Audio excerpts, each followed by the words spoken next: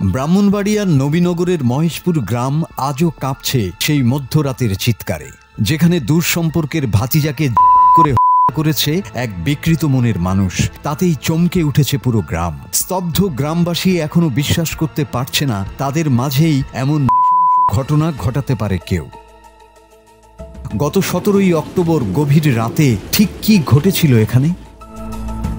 Police বলছে নিহত তরুণ 23 বছরের উমর হাসান ছিলেন মহেশপুর গ্রামের জাকির হোসেনের ছেলে। ঘাতক খায়রুল আমিনও একই গ্রামের বাসিন্দা। সম্পর্কটা ছিল একসময় গুরু শিষ্য, কিন্তু তা পরিণত হয় এক ভয়ঙ্কর শারীরিক আসক্তিতে।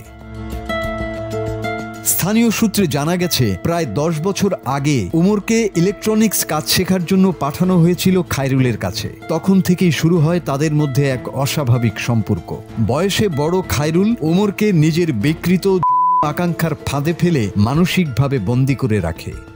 10 বছর ধরে চলতে থাকে এই অমানবিক নির্যাতন। এক পর্যায়ে উমর সব রকম সম্পর্ক ছিন্ন করে বিদেশে পাড়ি জমানোর প্রস্তুতি নিতে থাকলে খায়রুলের মনে জমে ওঠে প্রতিশোধের আগুন। উমরের এই বিদ্রোহ সহ্য করতে পারেনি খায়রুল। আগের দিনই তাদের মধ্যে তর্কাতর্কি হয়। বৃহস্পতিবার গভীর রাতে সবাই যখন ঘুমিয়ে, তখন খায়রুল শীত কেটে প্রবেশ করে উমরের ঘরে, হাতে ধারালো। এরপর বারবার আঘাত করে রক্তে ভাসিয়ে দেয় ঘর। শেষ আঘাতটি ছিল গলায়। করে মৃত্যু নিশ্চিত করে ঘাতক খায়রুল। চিৎকার শুনে ছুটে আসে নিহতের মা রাহেলা বেগম। ছেলের বাপে গেছে তারাগন মাহফিলের মধ্যে, এবারে যাওয়ার পরে ঘরের মধ্যে আয়া হিং দিছি। হিং দিয়ে আমার ছেলেরে মারছি, জব করছি। জব করার পরে আমি ছেলের উপরে বুকের মধ্যে গিয়া দেখছি ছেলেরে ডাকাতরা দেখার পরে এরপরে আমি দেশ ধরছি গাঞ্জা দিয়া। খায়রুল আমার পুতিরে কি করছো করার পরে আমার ফাওয়ার মধ্যে শরীরটা দিয়া গিয়া দিছে, খুব দিছে, খুব দিয়া আমার দিয়া সেটার পরে বাইরে গেছে। এদিকে নবীনগর থানার ওসি শাহিনুর ইসলামের নেতৃত্বে রাতেই অভিযান চালিয়ে মাত্র 2 ঘন্টার মধ্যে ঘাতককে গ্রেপ্তার করা হয়। তার দেয়া তথ্য অনুযায়ী মহেশপুর বিল থেকে উদ্ধার হয় ব্যবহৃত।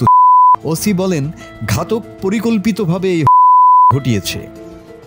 আসামি গ্রেপ্তারের জন্য বিভিন্ন জায়গায় অভিযান করি। অভিযানের পরিপ্রেক্ষিতে আসামিকে পুরো এলাকা থেকে ধরা হয় এবং তাকে জিজ্ঞাসাবাদে সে স্বীকার করে যে সেই ঘটনা ঘটিয়েছে। পরে ভিকটিমের দেওয়া তথ্য অনুযায়ী আমরা অভিযান করে ভিকটিম হত্যা কাজে যে ছুরি ব্যবহার করেছিল সেটা এবং মাটি খোঁড়ার কাজে যে শাবল করেছিল সেটা আমরা জব্দ করি।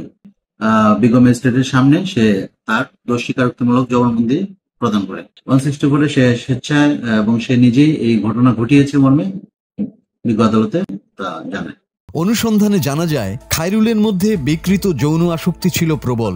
সে বিয়েও করেছিল এক সময়, কিন্তু বিকৃত চাহিদা মেটাতে না পারায় স্ত্রীকে তালাক দেয়। এরপর নিজের শিষ্য উমরকেই বানায় লালসার শিকার। উমরের এমন মৃত্যু মেনে নিতে পারেনি এলাকাবাসী। বিক্ষুব্ধ হয়ে তারা ভাঙচুর চালায় ঘাতক খায়রুলের বসত ঘরে। স্থানীয়দের ভাষায় এমন ভয়ঙ্কর হত্যাকাণ্ড এর আগে কেউ দেখেনি। তারা বলেন, বিকৃত সম্পর্কের মতো জঘন্য বিষয়কে সমাজে জায়গা দেওয়া উচিত নয়, কারণ এর পরিণতি হয় এমনই।